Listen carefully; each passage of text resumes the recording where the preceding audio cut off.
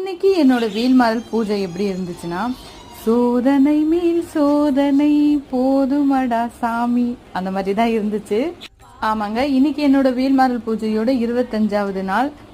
Night 2 மணிலேருந்து எங்கள் வீட்டில் பவர் இல்லை. சரின்னு சொல்லிட்டு 4:30 மணிக்கு எப்படி எழுந்தாச்சு. எழுந்துட்டு குளிச்சுட்டு வரலாம் அப்படின்னு சொல்லிட்டு குளிக்க போனால் தண்ணி இல்லை, மோட்ரு போடுறதுக்கும் கரண்ட் இல்லை. வீட்டில் தண்ணி இருக்கும் இல்லையா, ஸ்டோரேஜ் பண்ணி வச்சிருக்கோம்ல, அந்த தண்ணியை வச்சு எப்படியோ குளிச்சுட்டு வந்தாச்சு. சரி நெய்வேத்தியம் செய்யலாம் அப்படின்னு சொல்லிட்டு நெய்வேத்தியம் செய்ய ஸ்டார்ட் பண்ணா கேஸ் காலி ஆயிடுச்சு. பால் காசுறதுக்கு மட்டும்தான் கேஸ் இருந்துச்சு. அதுக்கப்புறம் அணைஞ்சிடுச்சு. சரி காசின பால்லேயே பார்த்தீங்கன்னா கொஞ்சம் நாட்டு சக்கரை போட்டு அதையே படைச்சிட்டேன். அடுத்த சோதனை ஃபோனில் சார்ஜ் இல்லை, 10 பாயிண்ட் தான் இருந்துச்சு. இருக்கிற வரைக்கும் இந்த வீடியோ போதும் அப்படின்னு சொல்லிட்டு எடுத்துக்கிட்டேன்.